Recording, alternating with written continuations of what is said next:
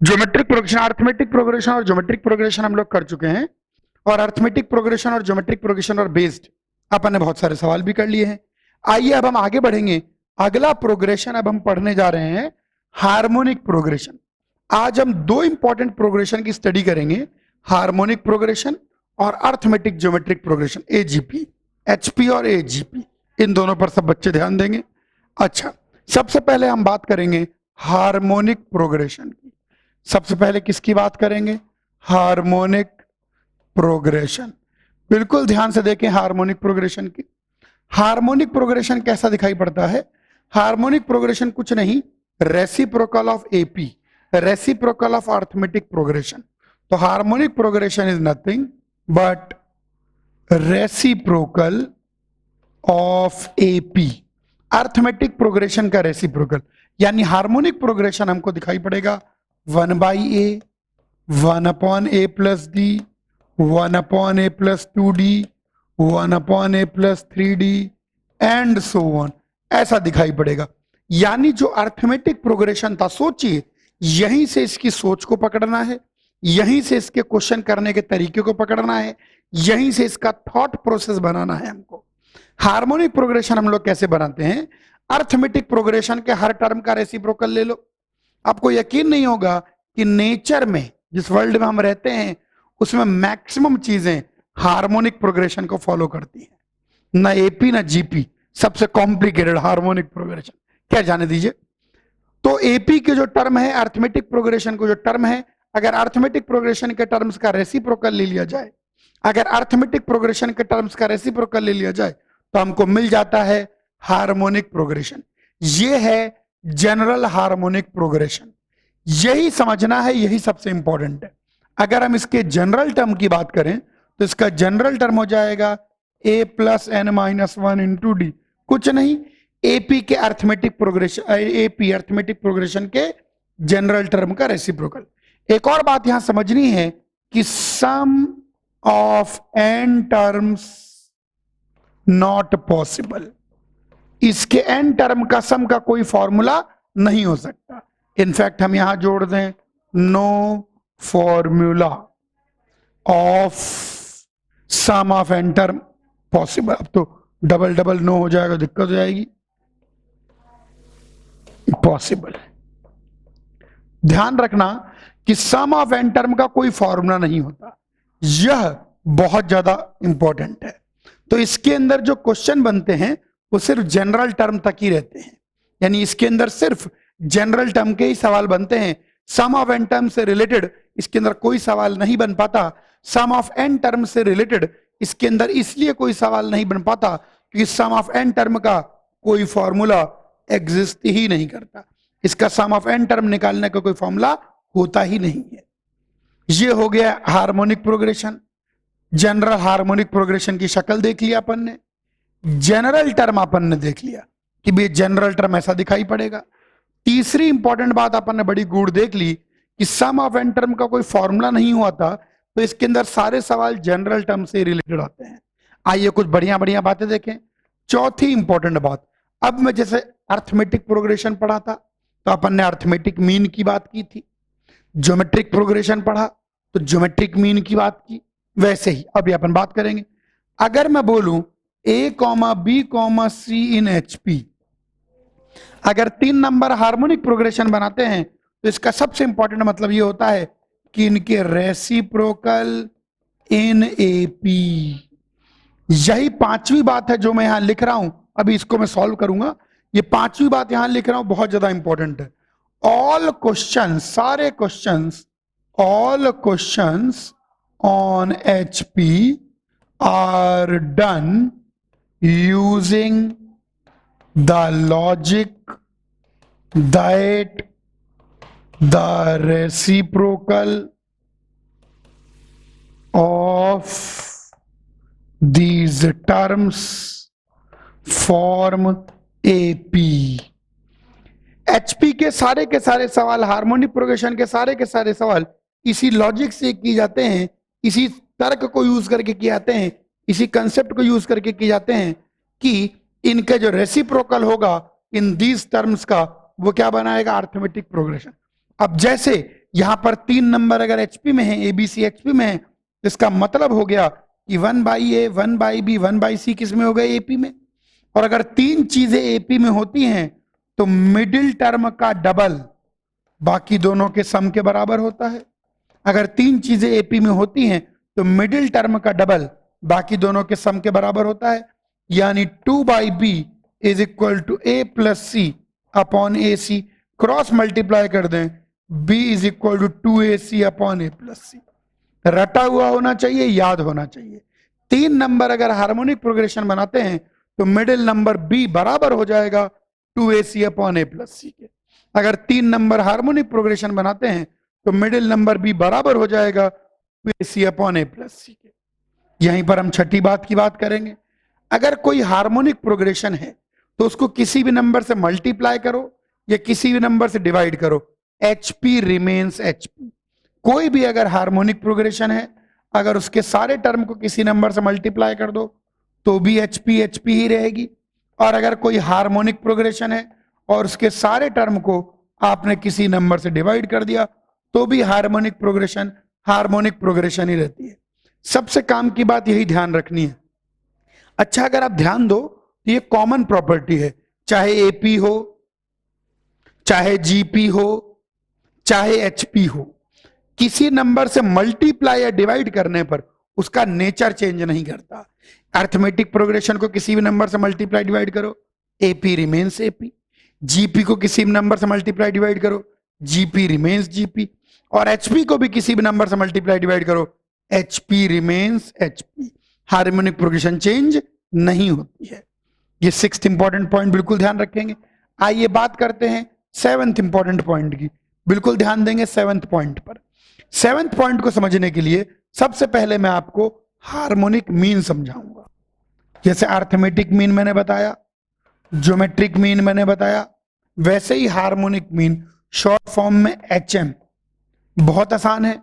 2 numbers का harmonic mean होगा 2/1/a plus 1/b। बड़े खतरनाक और बर्बाद तरीके से हार्मोनिक मीन डिफाइन करते हैं। 3 नंबर का हार्मोनिक मीन होगा 3/1/a plus 1/b plus 1/c।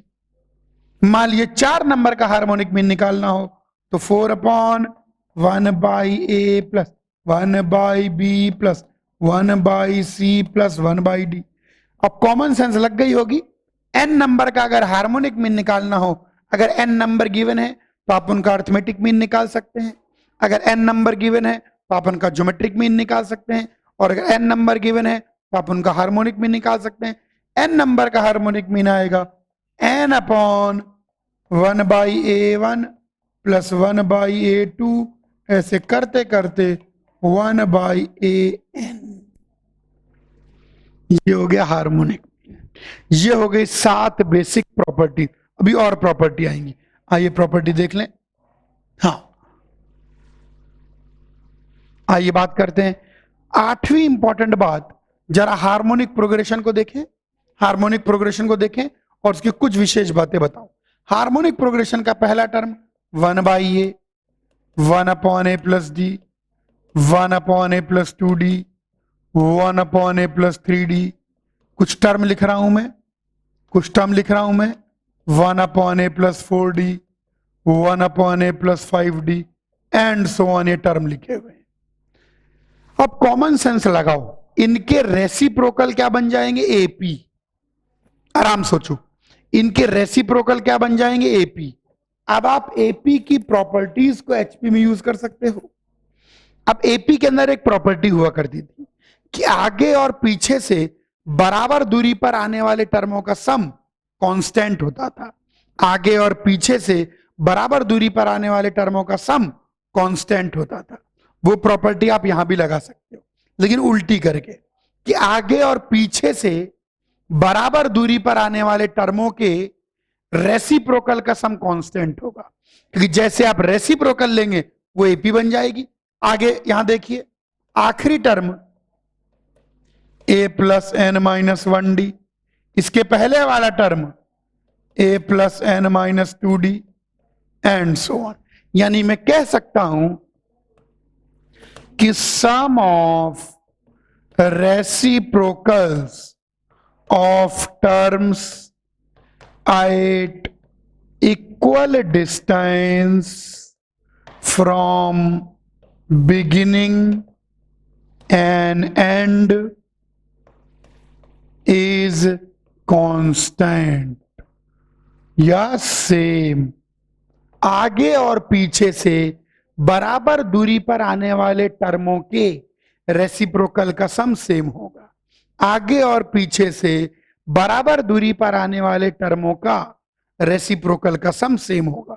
Some of reciprocals of term, क्योंकि जैसे ही आप इन सबका रेसिप्रोकल करेंगे भी बन जाएगी।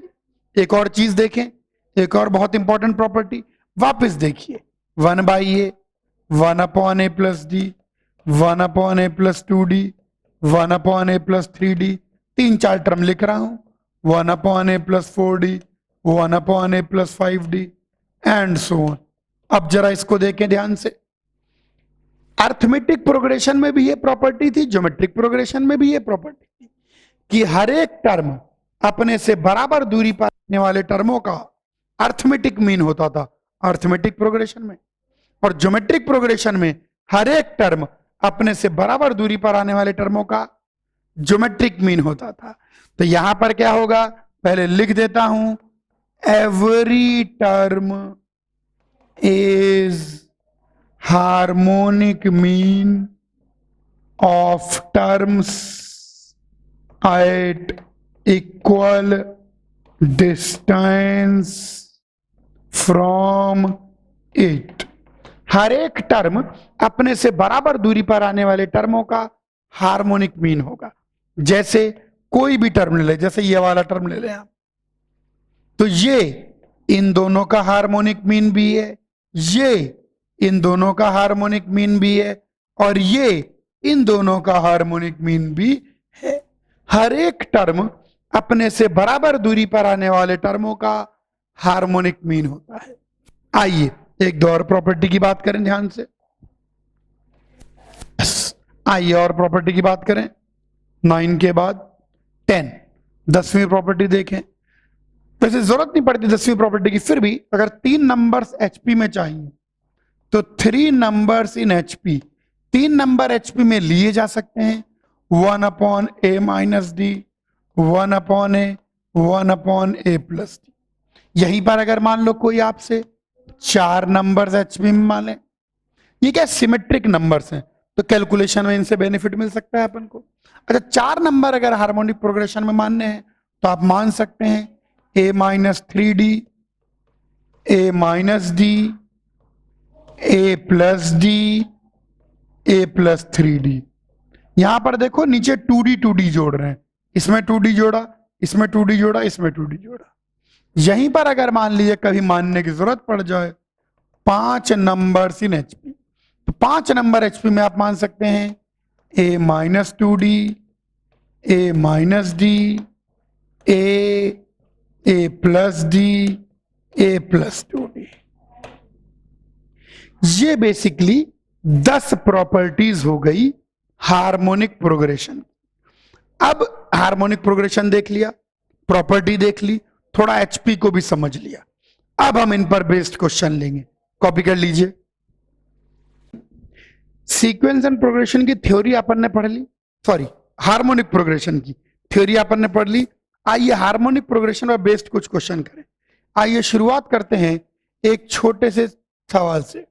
Find the 4th term of an HP whose 7th term is this 13th term is this. उस एचपी का चौथा टर्म निकालना है, यानी T4 निकालना है, यानी a प्लस 3d निकालना है।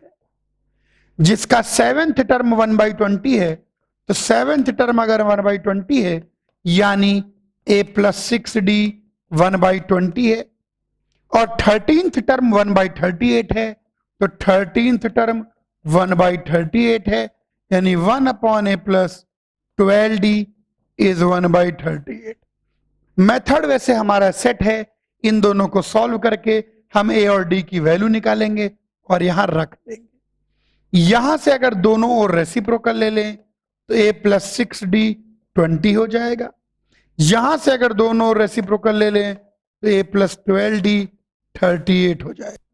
आइए इसको इक्वेशन 1 कह दें, इसको इक्वेशन 2 कह दें। अगर आप 2 में से 1 को घटा दें तो 38 में से 20 गया, 18 बच गया, ए से ए कट गया, 12D 6D, तो डी की वैल्यू बेहतरीन 3 निकल के आ गई। डी को 3 आ गया तो चाहे 1 में रख दें चाहे 2 में रख दें, तो यहीं से आपके पास निकल के आ जाएगा ए इक्वल टू 2। तो अब आप बड़े आराम से फोर्थ टर्म निकाल सकते हैं, 1 अपॉन ए प्लस 3 इंटू 3, 3 से 9 10 11, 1/11। कॉपी कर लीजिए। एक और क्वेश्चन देखिए, हार्मोनिक प्रोग्रेशन पर सवाल चल रहे हैं। क्वेश्चन क्या कहता है, if a minus x upon P X is equal to a minus Y upon Q Y is equal to a minus Z upon are Z. अगर P Q R A P में है तो साबित करना है X Y Z H P में है। बहुत अच्छी इंफॉर्मेशन गिवन है। अगर P Q R A P में है तो हमको साबित करना है कि X Y Z H P में है। चलो कोशिश करते हैं। पहले भी मैंने एक आध बार बताया होगा, कभी भी अगर कंटिन्यूड प्रोपोर्शन आ जाए तो a minus x upon P x, a minus Y upon Q y, a minus Z upon are z, तो कंटिन्यूड प्रोपोर्शन को हमेशा लैम्डा मान के या के मान के करना चाहिए। आइए तो यहां से पहले वाले को अगर इक्वेट करें तो a minus x upon P X lambda आ गया, तो a minus X is equal to P lambda X आ गया, a equal to P lambda X plus X आ गया। तो यहां से x की वैल्यू निकल के आ गई a upon p lambda plus 1। Similarly a minus Y upon Q y की वैल्यू लैम्डा हो गई, तो a minus y is equal to lambda q y हो गया। तो यहां से a is equal to lambda q y plus y हो गया। तो यहां से y की value a upon q lambda plus 1। मेरे ख्याल से आंसर दिख रहा होगा आपको, मुझे तो दिख रहा है। a minus Z upon are z equal to lambda हो गया, तो a minus z is equal to r lambda z हो गया। तो a की value r lambda z plus z हो गया। तो यहां से z की value a upon r lambda plus 1। आओ खेलें। क्वेश्चन में गिवन है p Q R A P में है, तो इसको लैम्डा से मल्टीप्लाई कर दो, तो lambda p lambda q lambda r भी एपी में होगा, क्योंकि एपी को किसी भी नंबर से मल्टीप्लाई करने पर भी एपी ही रहती है। 1 जोड़ दो, तो lambda P plus 1 lambda Q plus 1 comma lambda are plus 1, ये भी एपी में ही होगा। क्यों एपी में होगा? क्योंकि एपी में कोई भी नंबर जोड़ने घटाने से भी एपी में रहता है। रेसिप्रोकल ले लो, रेसिप्रोकल लोगे तो 1 upon lambda P plus 1, 1 upon lambda Q plus 1, 1 upon lambda are plus 1, ये एचपी हो गया, क्योंकि एपी के रेसिप्रोकल एचपी होता है। इसको ए से मल्टीप्लाई कर दो। एचपी अगर कोई हार्मोनिक प्रोग्रेशन है, उसको किसी नंबर से मल्टीप्लाई डिवाइड करने पर भी वह एचपी ही रहती है। तो ए से अगर मल्टीप्लाई कर दें तो A upon lambda 1 comma A upon lambda Q plus 1 comma A upon lambda are plus 1, ये भी एचपी ही रहेगी।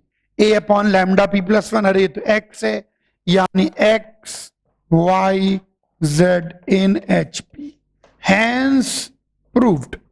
बड़े आराम से हमने साबित कर दिया कि अगर पी क्यू आर एपी में है तो एक्स वाई जेड एचपी में ही होंगे। कॉपी करिए। आइए और सवाल देखें। एक और क्वेश्चन बहुत अच्छा है। ये कहता है अगर ए स्क्वायर बी स्क्वायर सी स्क्वायर एपी में है तो साबित करिए कि बी प्लस सी प्लस ए प्लस बी एचपी में है। वाह, ए स्क्वायर बी स्क्वायर सी स्क्वायर अगर एपी में है तो बी प्लस सी प्लस ए प्लस बी एचपी में है। चलो देखते हैं। ए स्क्वायर बी स्क्वायर सी स्क्वायर ये एपी में है, ये इंफॉर्मेशन हमको गिवन है। अब चाहो तो इनको खेल कर भी निकाल सकते हो और चाहो डायरेक्टली मैनिपुलेट करके भी निकाल सकते हो। अब मेरे मन में विचार आ रहा है बी प्लस सी, सी प्लस ए प्लस बी। मैं इन तीनों के बारे में सोच रहा हूं कि यहां पर इनको कैसे क्रिएट कर सकते हैं। आओ कॉर्नर में थोड़ा रफ कॉलम में कुछ करके देखते हैं। यहां पर देखिए B plus C into C plus into ए प्लस बी, बी प्लस सी, सी प्लस ए प्लस बी, ये मैं क्रिएट करने की बेसिकली कोशिश कर रहा हूं। चलो देखिए क्या कर सकते हैं। अच्छा थोड़ी देर के लिए ए प्लस बी को जरा रहने दीजिए, इसको मिटा देते हैं, ए प्लस बी को रहने देते हैं। जरा इन दोनों को मल्टीप्लाई करते हैं और इन दोनों को मल्टीप्लाई करके देखते हैं क्या मिलता है।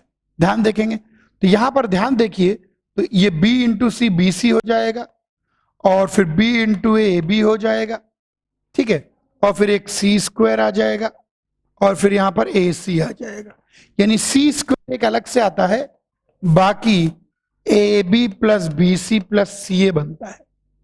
वाह, ओहो, इससे मेरे मन में एक चमकरत विचार आया। ये तीनों एपी में है तो तीनों में हम लोग ऐड कर देते हैं A B plus B C plus C A, add कर दीजिए। तो A square plus A B plus B C plus C A comma B square plus A B plus B C plus C A comma C square plus A B plus B C plus C A. अच्छा अगर ये AP में है तो ये चीज भी AP में ही है। अब देखिए इन दोनों में से अगर ए कॉमन लेंगे तो ए प्लस बी बनेगा, सी कॉमन लेंगे तो ये ए प्लस सी इंटू ए प्लस बी। अच्छा इनको देखिए, इनको देखिए, इनको देखिए, इन दोनों में से बी कॉमन लेंगे तो ए प्लस बी बनेगा, यहां सी कॉमन लेंगे ए प्लस बी बनेगा, यानी b plus into B plus.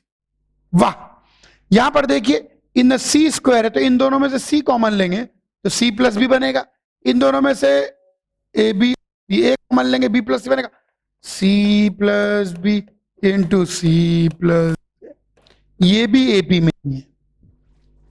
अब पूरी की पूरी इक्वेशन को डिवाइड कर दीजिए, किससे डिवाइड कर दें, A plus B into B plus C into C plus. Divide करने पर भी एपी तो एपी रहेगी भैया, कोई फर्क नहीं पड़ता उसको। तो ए प्लस सी तो यहां आ जाएगा 1 अपॉन बी प्लस सी, यहां आ जाएगा 1 अपॉन ए प्लस सी, यहां आ जाएगा 1 अपॉन ए प्लस बी। अभी भी ये किस में, एपी में है, रेसिप्रोकल ले लीजिए। तो b plus C a plus C a plus b in H P, hence proved. तो b plus C a plus C a plus b किस में आ गया, एचपी में आ गया। प्रूव कर दिया हमने कि अगर ये तीनों एपी में है, और भी तरीके हैं मैनिपुलेट करने के, लेकिन ये सबसे सिंपल है, सबसे इजी। कॉपी करिए। आइए एक और क्वेश्चन देखें, बहुत प्यारा question. If B is the harmonic mean between A and C, पहला ही शब्द कहता है बी ए और सी का हार्मोनिक मीन है, यानी बी किसके बराबर है, 2 times 1 by A plus 1 by C, यानी 2ac अपॉन ए प्लस सी। ये इंफॉर्मेशन हमको गिवन है कि बी जो है वो ए और सी का हार्मोनिक मीन है, ये इंफॉर्मेशन हमको गिवन है। अच्छा आगे बढ़ते हैं। Then prove that 1 upon B minus, ये खतरनाक सी चीज प्रूव करनी है। चलो देखते हैं कैसे प्रूव करेंगे। हमको साबित करना है 1 upon B minus A, 1 upon B minus C is equal to 1 by A plus 1 by C, ये हमको प्रूव करना है। चलो दोनों साइड को बराबर प्रूव करने की कोशिश करते हैं। यहां पर अगर देखें तो b minus C plus B minus A whole upon B minus A into B minus C, यहां पर एलसीएम लेंगे तो a plus C upon A C आ जाएगा। यहां से भी इसको मैनिपुलेट करके ला सकते हैं, लेकिन इजी तरीका है, फालतू पंच नहीं।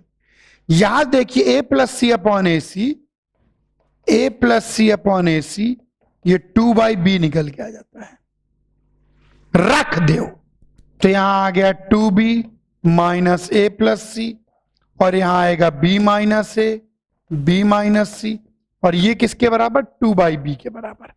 तो रख देते हैं 2 अपॉन बी, क्रॉस मल्टीप्लाई कर दें तो यहां आ जाएगा 2b square minus B into A plus C is equal to 2 times B minus से को मल्टीप्लाई करें तो B square minus B into A plus C plus A C, खोल दीजिए तो 2b square minus B into A plus C is equal to B square minus 2ba plus C plus 2ac।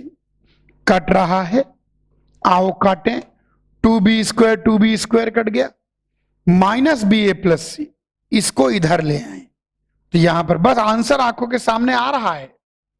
ये देखिए, इसको इधर ले आएंगे तो ये चीज बन जाएगी b into A plus C is equal to 2ac, यानी b is equal to 2ac upon a plus c, hence proved. क्योंकि ये चीज तो गिवन ही है, इधर आएगा तो कट जाएगा। सिंपल सा मैनिपुलेशन, कॉपी करिए। आप सुने एक और क्वेश्चन, आइए एक और सवाल।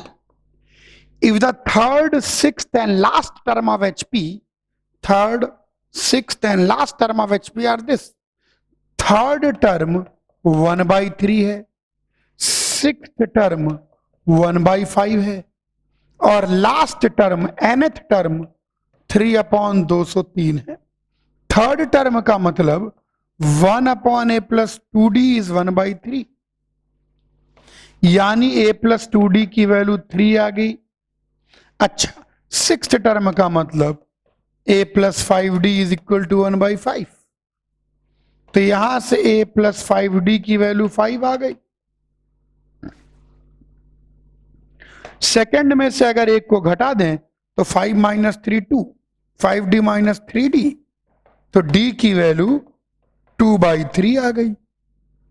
d को 2/3 रख दें तो जैसे इसमें रख दें 2/3 तो 4/3 माइनस 4/3, 9 माइनस 4/3 5/3, तो a की वैल्यू 5/3 निकल के आ गई।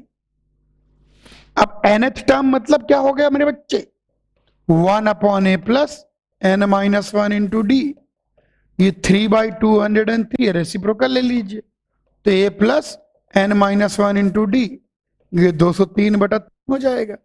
a की वैल्यू कितनी है 5/3, n माइनस 1, d की वैल्यू कितनी है 2/3। अरे कट गया, अरे कट गया, नीचे से 3 3 3 कट जाएगा, कैलकुलेशन थोड़ी इजी सी हो जाएगी। तो ये आ जाएगा n माइनस 1 इंटू 2, 203 में से गया 198, तो n माइनस 1 कितना हो जाएगा 18, 9 दूनी 18, 99, तो n इज इक्वल टू 100। बड़ा ही सुंदर आंसर, 100 टर्म्स। टिक करने में देरी ना करें, सही ऑप्शन है आगरा। तो नंबर ऑफ टर्म्स इसके अंदर आता है 100। कॉपी करिए। चलिए एक और क्वेश्चन देखिए, सवाल पे सवाल, तरह तरह के सवाल हैं। अब देखो HP के अंदर बहुत ज्यादा बवाली सवाल नहीं बनते क्योंकि सम ऑफ एन टर्म होता ही नहीं है। ले दे के जनरल टर्म, छोटे मोटे मैनिपुलेशन, यही सब होता है इसमें। अच्छा, ABC आर इन HP, जैसे ही मैंने सुना ABC इन HP तो सीधे सीधे B की वैल्यू निकल के आ गई 2AC अपॉन A प्लस सी, यानी ये इंफॉर्मेशन एक तरीके से गिवन है मुझे। Then the value of this, किसकी वैल्यू निकालनी है, B plus A upon B minus A plus B plus C upon B minus C, इसकी वैल्यू हमको चाहिए। ठीक है भैया, आइए इसकी वैल्यू की कोशिश करते हैं। चलो इसकी वैल्यू की अगर कोशिश करें तो देखें ये वैल्यू हम लोग कैसे निकाल सकते हैं।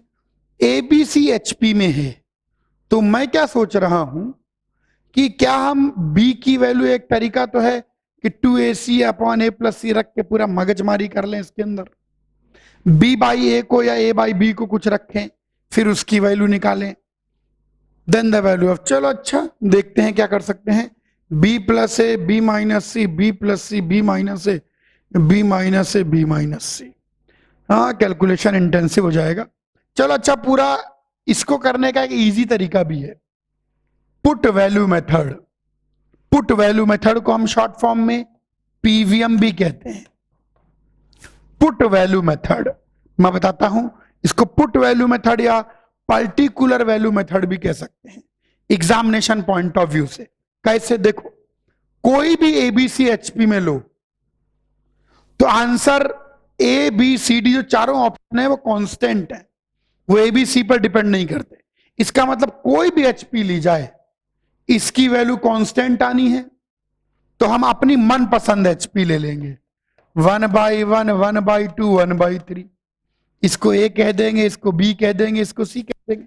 अरे हर एचपी के लिए सेम आंसर आना है तो हमारी एचपी में क्या दिक्कत है?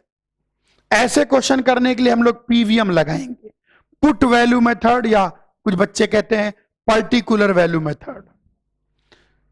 तो भैया हम ये वैल्यू रख देते हैं, रख दो बी की वैल्यू हाफ प्लस ए अपॉन हाफ माइनस ए प्लस बी प्लस सी, तो half plus 1/3 upon half minus 1/3।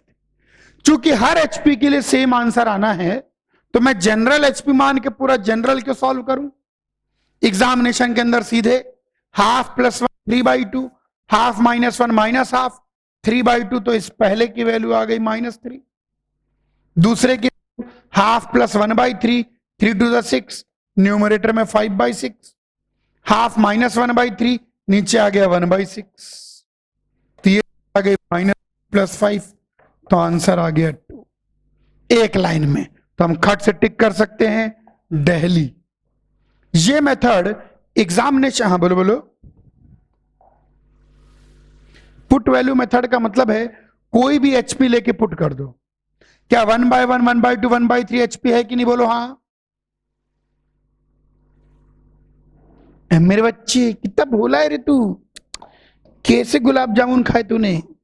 तो 1/1 की वैल्यू ए हो गई, 1/2 की वैल्यू बी हो गई और 1/3 की वैल्यू सी हो गई। बोलो हाँ। तो हर एचपी के, हाँ बोलो बोलो। क्योंकि दुनिया की सबसे छोटी संख्याएं 1 2 3 है। बोलो हाँ। तो उन्हीं का रेसिप्रोकल लेके एचपी बना ली मैंने, 1/1, 1/2, 1/3।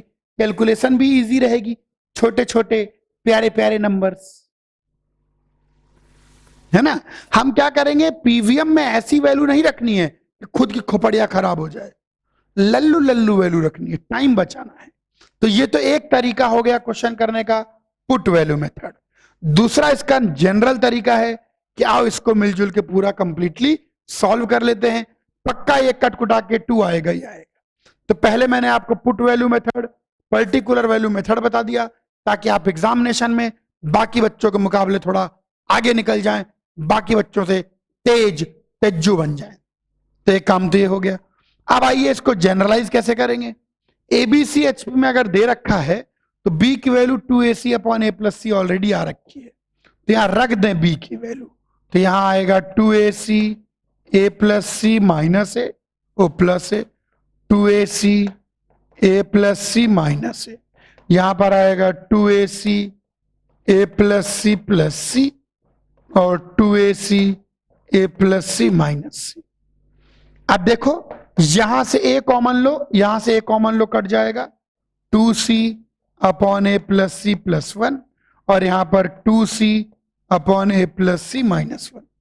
यहां पर देखिए ऊपर से c कॉमन, नीचे c कॉमन कट गया, 2a अपॉन a प्लस सी प्लस 1 और नीचे c कट गया तो 2a अपॉन a प्लस सी माइनस 1।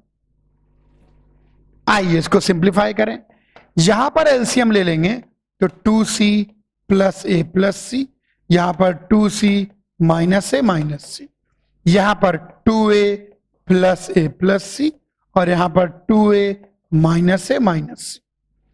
अब 2c प्लस a प्लस सी ये a प्लस 3c हो जाएगा, ध्यान देखिए, और ये नीचे c माइनस a आ जाएगा।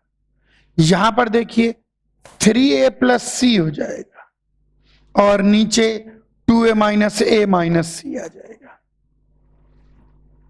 बस एलसीएम ले लीजिए। अब यहां पर माइनस साइन लगा लें तो इजी हो जाता है, a प्लस 3c और माइनस साइन कॉमन ले लें अपॉन c माइनस a, तो ये न्यूमरेटर में ना एडजस्ट करके इसको भी c माइनस a कर लें, तो नीचे c माइनस ए आ जाएगा, यहां पर a plus 3c minus 3a minus c।